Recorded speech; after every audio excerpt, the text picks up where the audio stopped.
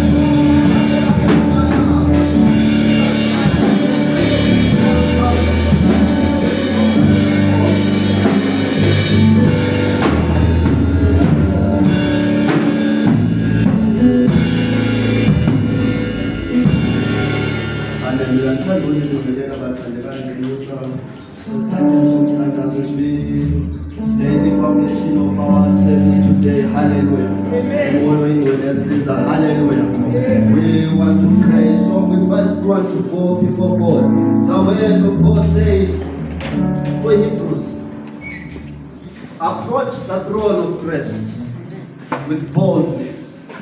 Approach the throne of grace with boldness.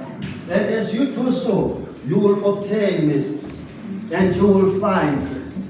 Hallelujah. Amen. So this morning, let's go boldly before the throne of grace. Hallelujah. As we first confessing our sins to Him. Hallelujah. Because as funguti city sikansa ngenkonzo kube any hindrances. Hallelujah. Hallelujah. Sikansa sifike khona phana kanye uNkulunkulu afuna sifike khona today's service. Hallelujah. So we first want to go before God and confess. Hallelujah. There are certain things that we have done that ungamezanga sizenze. Ezinye sizikhulumile la ungamezanga sizikhuluma. Some are the things umoya ingcwele athi esitshela zona ukuthi sizenze sizikhulume but we didn't. Hallelujah. So we want to go before Him and confess. Isaiah 63 verse 16. They cry out and say, but thou art our Father. But you are our Father. Though Abraham does not know us, or Israel acknowledges us. O Lord, our Father, our Redeemer, from old is your name, but thou art our Father. Though Abraham acknowledges us not, though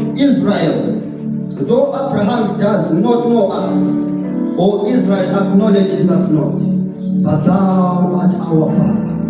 We have such a Father this morning, but in the heart. Let's go before Him and confess. He is our Father. He knows, He actually knows what we have done. He actually knows. Hallelujah. Can we go so that there will be no any hindrance? Hallelujah. Father, in the mighty precious name of Jesus, we come, my dear Heavenly Father, walking before Thy throne. Father, knowing that, my dear Heavenly Father, oh God, will obtain, oh God, mercy. Oh, my dear Heavenly Father, mercy, mercy.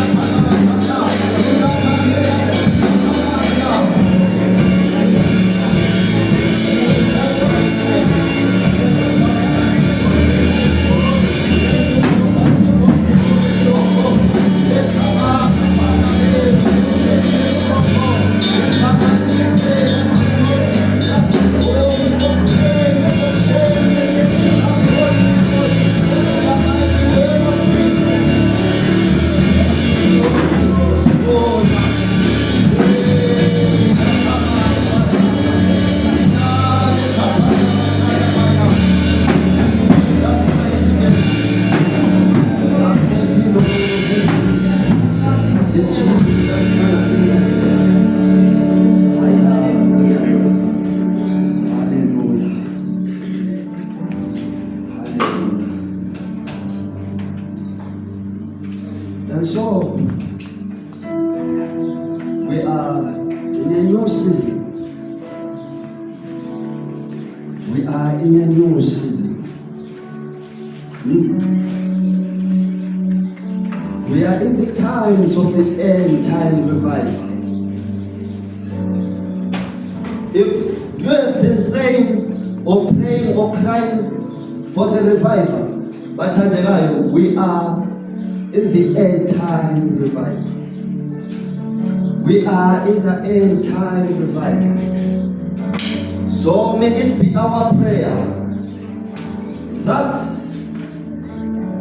everything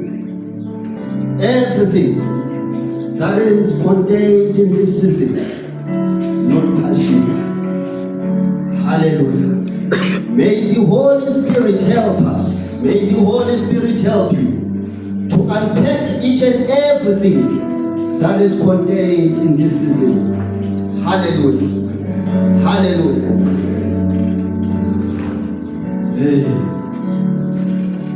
And so there is a new wine. New wine for each and every revival. He doesn't akasivumeli to go with the old mindset. Hallelujah. To use the past experiences. Samson, if last time you were able to kill the Philistines using the jawbone, throw it away. Next time, hallelujah. Where am I going? We are in that end time revival, and there is a need for the church to renew their wineskins. Tell your neighbor, renew your wineskin.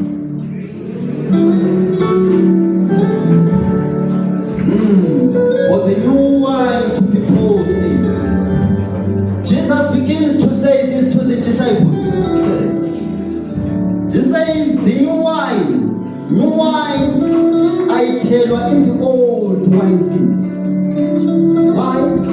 Because the old wineskin will burst, and the wine will be wasted, and both will be destroyed. The old wineskin and the wine will be wasted. But church, New Life for All Fellowship, it's time to renew your wineskins. It's time to renew your wineskins for this new wine to be poured in. Hallelujah. Hallelujah. So I want us to rise up and pray that Spirit of the living God, there are certain changes that are supposed to be made. It's a new wine. It's a new wine. I remember even some conference, Bishop calling me to say, I smell wine. I smell wine. We are in a new season, but and the new wine has been poured. But old wineskins, they are supposed to be renewed. Hallelujah. May we rise up and pray. Father, in Jesus' mighty name, thank you, my dear Heavenly Father. Indeed, it is a new season. Mighty God, indeed, my dear Heavenly Father, there is nothing. End time revival. And so, Father, mighty God, pray.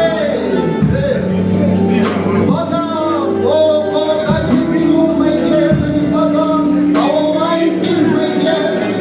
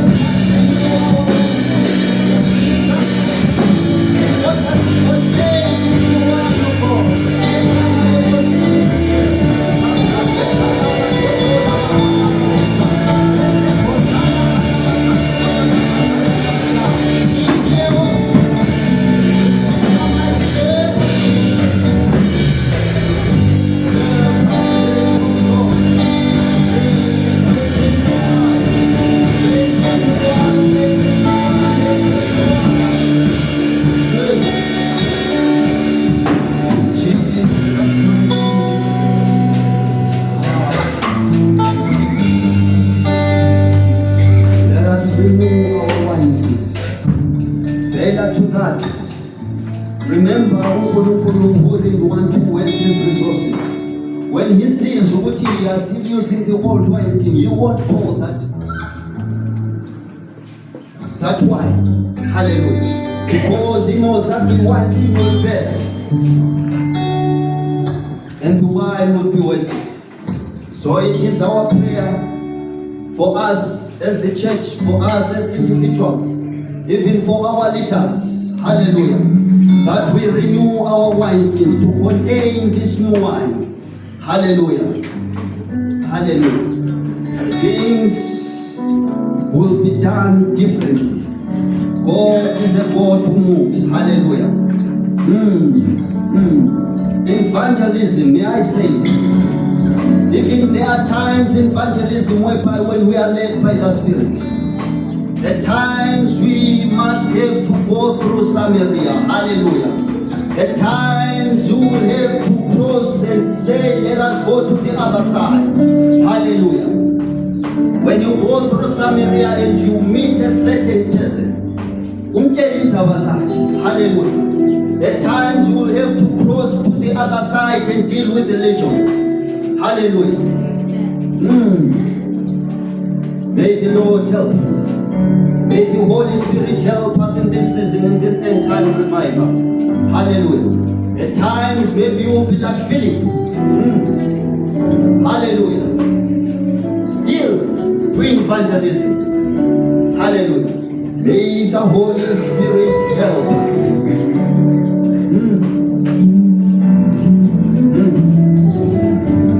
Come on. At times you are to go and intervene upon, and God and the Holy Spirit says, "Amba khona pha." Simangale ukudonsana lexuku lamaziyoni phakathi lapha ebandleni. Yes. The end time revival, the new one. Hallelujah. Hallelujah. Bathandekayo, what are we saying about those? Because the word of God says, some pluck out of the fire. Some pluck them out of the fire. What are we saying them in the Lavabatona Besintawe, the city of Apostle, while they are not reaching the way? It's Valibani. They are in the fire. We know even certain gold churches, but as far as you would, they are not in the line. What are we saying? These are the souls that are lost right there. And the word says, some pluck them out of the fire. So one day when you will be passing and you see those guys there, and the Holy Spirit says, go there. Go there. Hallelujah. New one. uNkulunkulu asize bathandekayo. Asize as the church.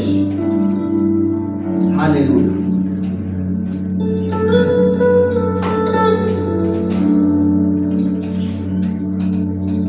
Siyabonga isikhathi sempela angazo siphathele teachings.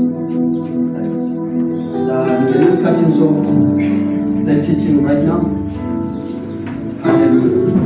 And I welcome Brother Josh to come and take us on.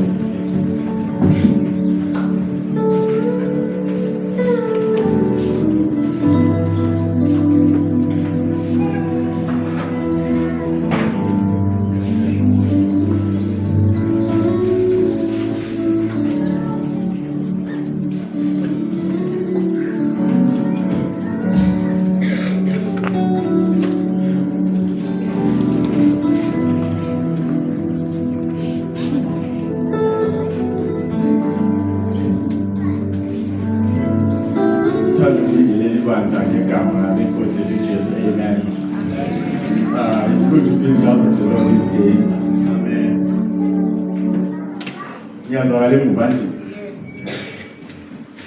It's good to be in the house of the Lord today. And today we are starting a new series. My name is Olani Kumbo, and I'll be taking us through the month of July on the teaching titled Stewardship. So, it's a very interesting topic, and I hope please I enjoy with me as I enjoyed researching it. So, before I start, all protocol observed, pastors, elders, deacons, ministry heads, it's an honor to stand here and teach the word of God. So before I start, how many know what a steward is? A steward. Now I just want to see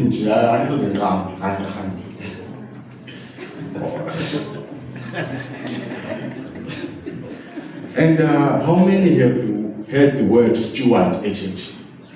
Now we are stewards or something. Okay.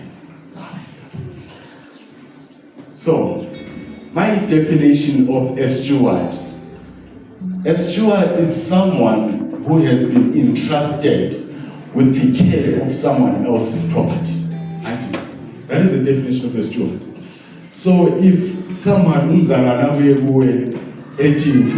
Africa, the house doesn't belong to you. When you are entrusted with taking care of that house, that makes you a steward. If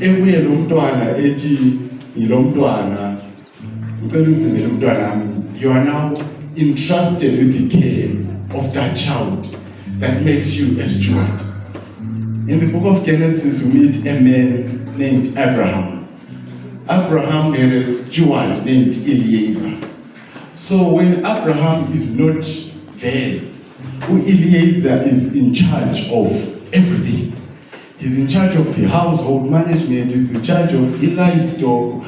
So much so that when Abraham is not there, if something happens, Eliezer is the steward. He's the one who takes care, he's delegated with authority over the household of Abraham. But because he's delegated with authority, it doesn't make him the owner of Abraham. That is a steward. So at some point in time, a steward is held accountable. Umnikazi wendlu, umnikazi umntwana uAbraham uzabuya ethi no uchiyelela lokho andi ukubambe njani ukuphethe njani. So at some point stewards are held accountable for their stewardship. But this concept of stewardship is not something that is new. It's actually something that was introduced way back in the beginning. It's how in the beginning God wanted to show us this concept of stewardship. So in the beginning the Bible says God creates the heavens and the earth. So I will start by laying the foundation of stewardship with the Old Testament. So God creates the heavens and the earth. But then he says heaven is my home. Heaven is my throne. But then now that I've created the heavens and the earth, I need someone who's gonna look after the earth. So Adam becomes the answer to that question. Who will take care of my garden? Adam becomes the answer to that question, and Eve. So when God is giving Adam and Eve, when he's giving them authority and responsibility, he says, Adam, I want you to cultivate this garden. The word cultivate in Hebrew is abad.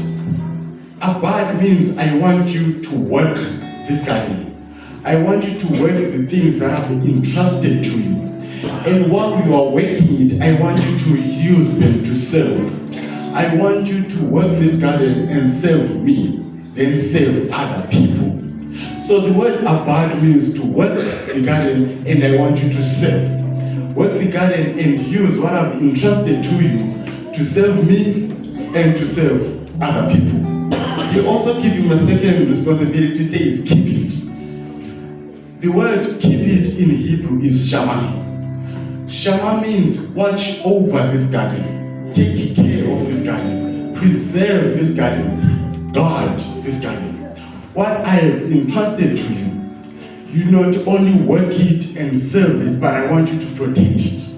I want you to keep it safe, because the Bible says the Bible mentions in the book of Genesis, it says, in fact, it says like, Uti, there were moments where God would come down and walk in the garden. Yes, he came to fellowship, but he's also coming down to check, is Adam and Eve trustworthy enough?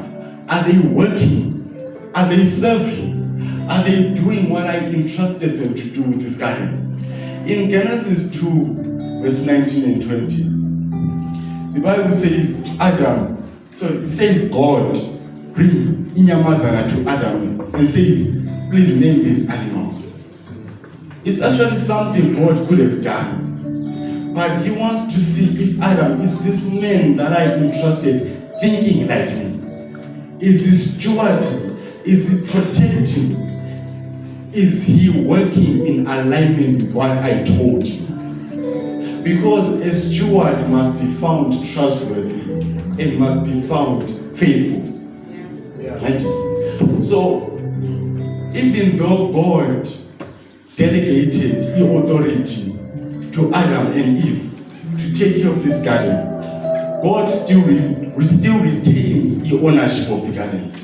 God is still in charge of that garden. He is still the owner. Adam and Eve are entrusted. God is the owner. How do you know that God is the owner of the garden? He's the one who sets the terms and conditions.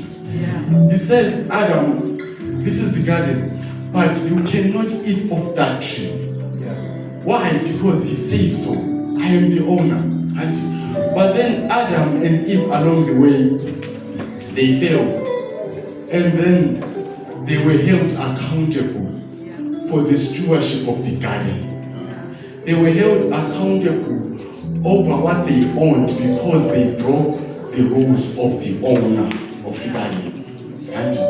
So a steward at some point is held accountable for what God has entrusted to them to manage. But then Jesus comes in the New Testament. So when Jesus comes in the New Testament, he redefines the word steward. In the New Testament, Jesus uses the word epitropos when he's speaking of a steward. This word means a steward is now a manager. A steward is a foreman. A steward is a guardian. A steward is a teacher. We find this in Matthew 20, verse 8. We find this in Luke 8, verse 3. And we find it in Galatians 4, verse 2.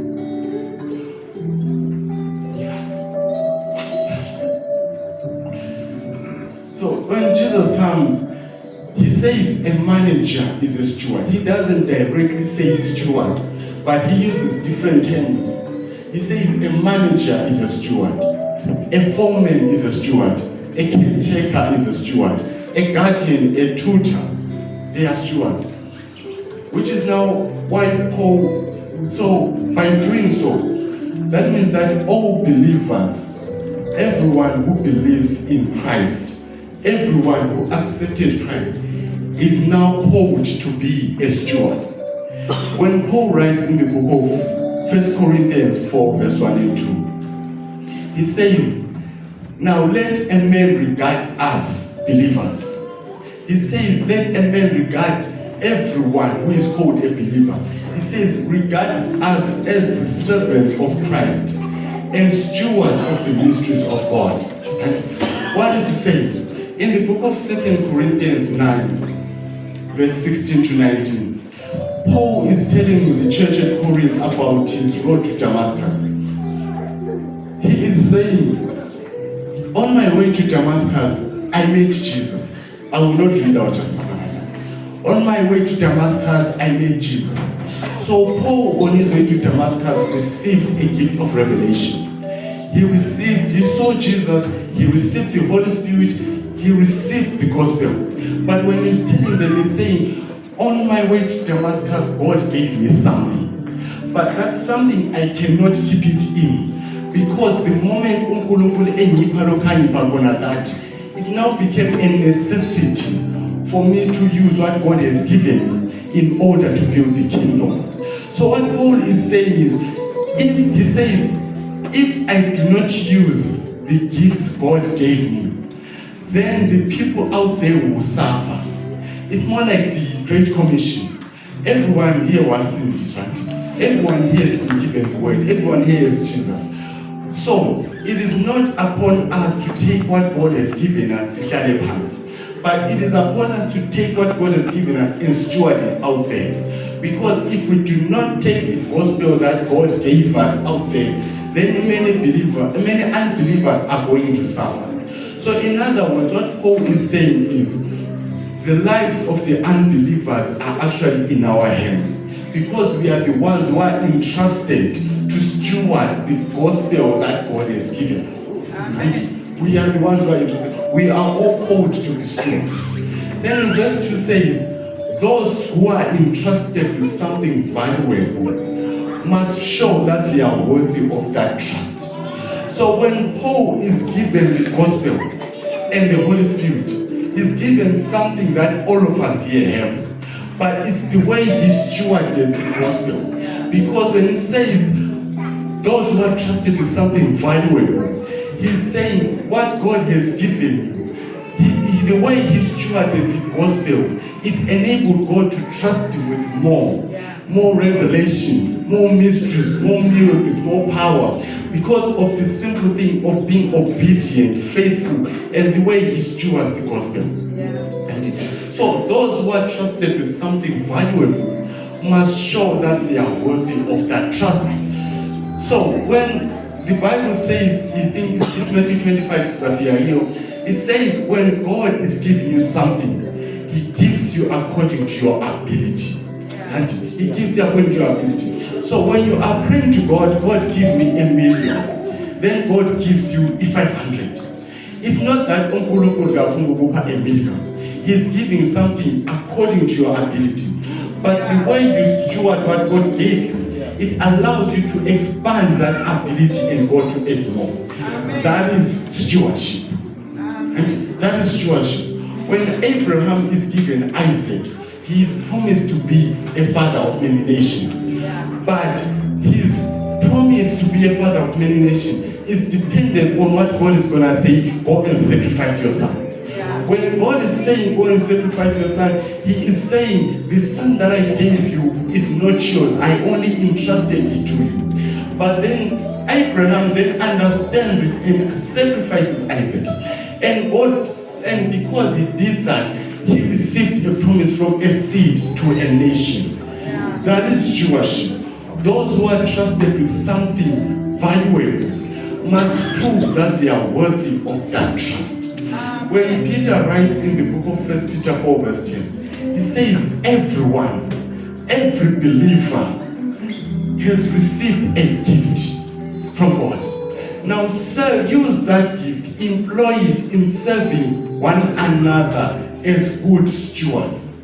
So what are Peter and Paul? What Peter and Paul are saying is, the life that we are living here on earth is actually based on trust. The time that we have, the energy that we have, the intelligence that we have, the opportunities that we have, the relationships, the resources, the gifts, everything. These are the gifts that God has entrusted to us, entrusted to our care and management. So the concept of stewardship begins by recognizing that God is the owner of everything.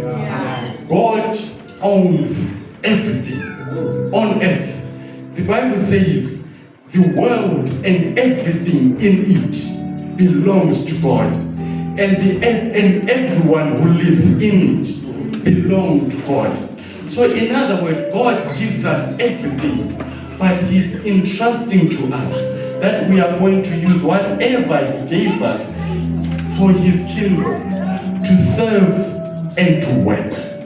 And so everything that we have here on earth should be treated as a trust that God has placed in our hands. The Bible also says that what do you have that God did not give? And it also says, if God gave it to you, then why do you boast as if you got it yourself?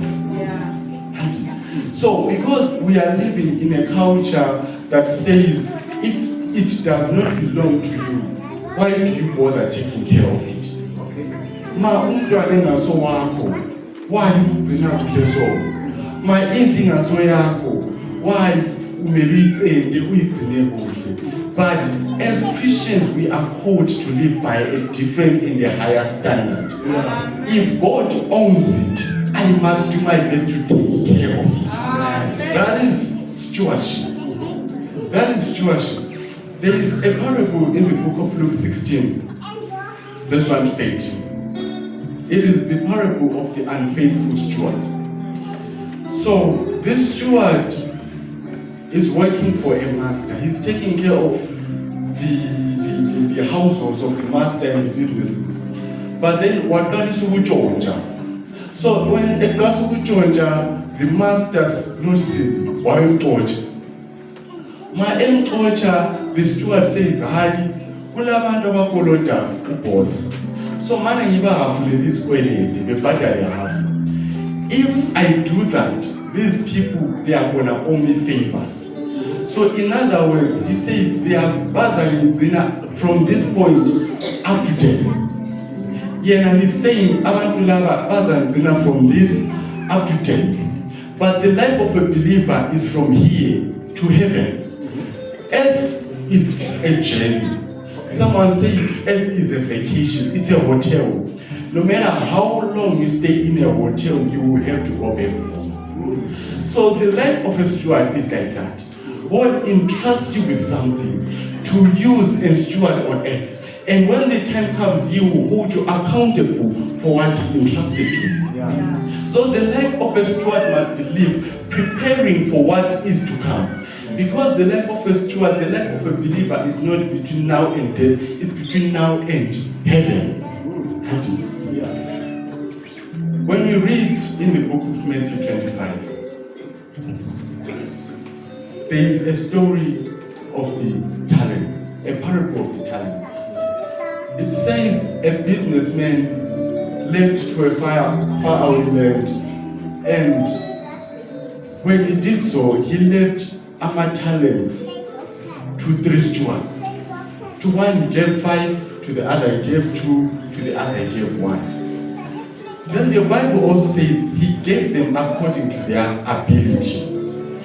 When no only 5, the Bible says when he received the 5 talents, the Bible says there was an urgency within him to start working. There was an urgency within him to start investing. When Simba preached one day, he said, we need to work the ground. And because there's something God entrusted to us that we need to work, serve God, and serve men. So this man is receiving 5 talents. He has an urgency to work and invest. Sam lo 2. He does the same. Lo 1 or fire has coming. So when the master returns, he is now holding them accountable for the talents entrusted to them. So lo only 5 would know, mina benile 5, sengile 10. Lo only 2, would mina benile 2, sengile 4. And the master says, well done, good and faithful steward. You have been faithful with a few things. I will then put you in charge over many things. No only 1, the first thing he says is, I was afraid. Sigupia 1, he says, I was afraid. Just like umuntu who has the gift of sinning 8 hours shy. But it's something that God will hold you accountable. Because the gifts that He gives you are yours to work and serve. But then there will come a day of accountability. At the beginning of this year, Mr. Nyams taught about salvation. Salvation is something that is not based on our works. But also, salvation is not something, it's not the end of a believer. Because many believers will take salvation and say, that's enough. But salvation is not the end. Why? Because God saved you from sin. He saved you from death. He saved you from hell. But He saved you from something. He also saved you for something. The Bible says in Ephesians 2 verse 10, it says, "For we are God's handiwork. For we are called to do the Lord's work that He prepared." So salvation is not the end. It's just the beginning of a believer's life. Because although salvation is free, it is not based on works. But the Bible teaches us that faithfulness in stewardship leads to rewards. If you steward your life here, you will get your life here. And then there are eternal rewards that come with stewardship. So we cannot neglect the responsibilities that God has entrusted to us here on earth. And so far, okay. So over the coming weeks, we will talk about the stewardship of gifts. We will talk about the stewardship of finances, money, gold, and possessions. We will talk about the stewardship of relationships. We will talk about the stewardship of time. We will talk about the stewardship also of our bodies. I know it's a lot, but all I So today was only the introduction. So then next week we will start working. The teaching and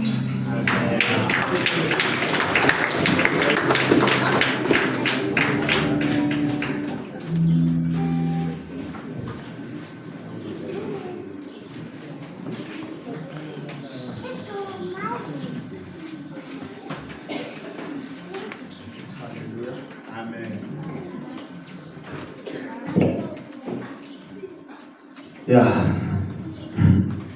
And indeed, some are teachers. Hallelujah. Some are teachers. Amen.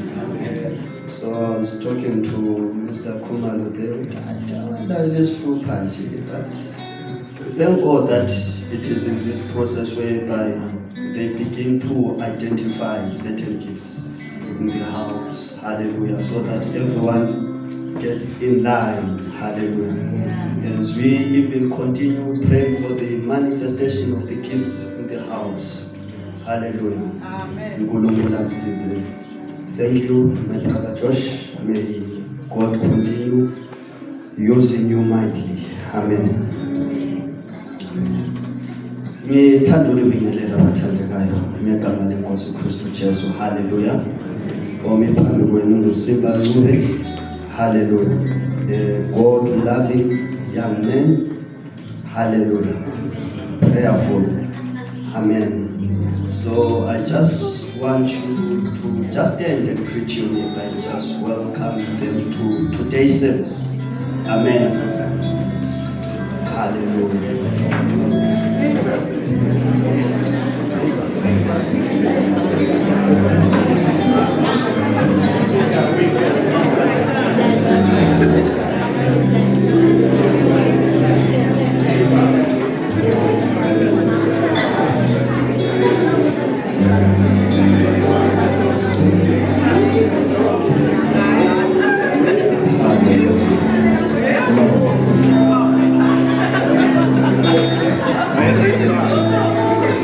Even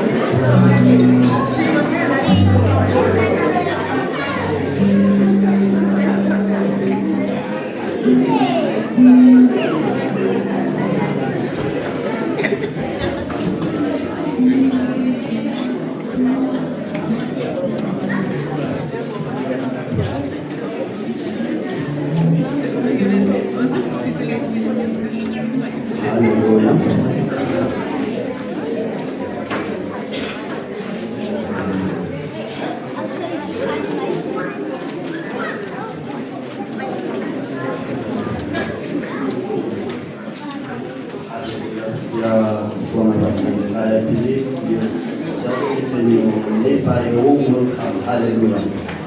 Hallelujah. So at this point of time, Sangelis continuously praise and worship. We want to praise our Lord. Hallelujah. We want to praise Him. Hallelujah. Tell your neighbor and say, I want to praise Him. I want to praise Him. I want to praise Him. Hallelujah. I'm not minding you, I just want to praise Him. Hallelujah. Hallelujah. At times, maybe we just want to praise Him because of the things that He has done for you, or what He has given you. But there is a lot to praise. There are a lot of reasons for praising the Lord. Why we should praise Him. Hallelujah. He called us out of darkness unto His marvelous light. Hallelujah. This scripture you cannot tell umuntu ongakasindiswa. It's for us as sinners. He called us out of darkness unto His marvelous light. Therefore I have to praise Him. Hallelujah. Can we all stand as we praise Him? Amen.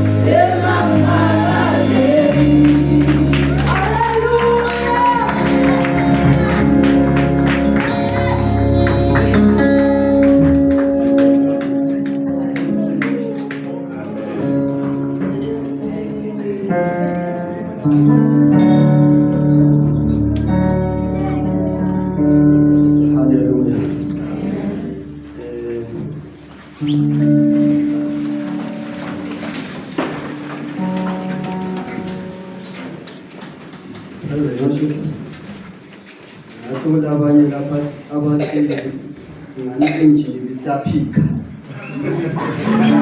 Yakhulumela babethule sobethangise ukuthi belitshele njani ayisikho imbazana. Kuthiwa yikho solid. Amen. We'll go on with program.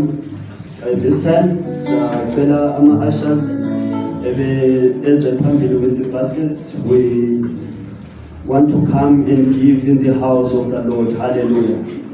We want to come and give. Hallelujah.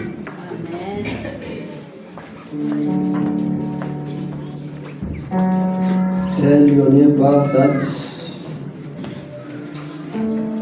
let's go and give. Hallelujah. Now, uthi lamhla kalayo imali or anything to give, just encourage him or her that next week.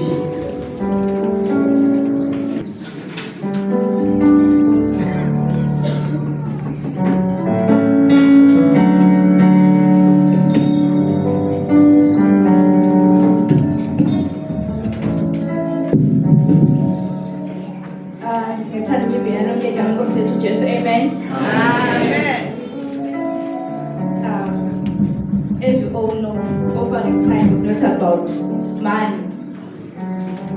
It's about our hearts. And I would like to share a quick verse with today. 2 Corinthians 9 verse 7. Each one must give as he has decided in his heart, not reluctantly or under compulsion, for God loves a cheerful giver. But our giving is personal. Giving isn't about pressure. It's about you and God. God values the heart behind the gift more than the amount. Giving is an act of worship. Just like we sing or pray, offering is a way we honor God. God blesses a generous heart. When we give joyfully, we open the door for blessings, not always money, but peace, joy, and provision. But I can't outgive God. I would like to close by saying, let your giving reflect your love and faith in God. Don't give out of fear or habit. Give because you trust in Him. Don't just drop your money and move. Give it with a smile, knowing God sees your heart and is watch your back. Amen.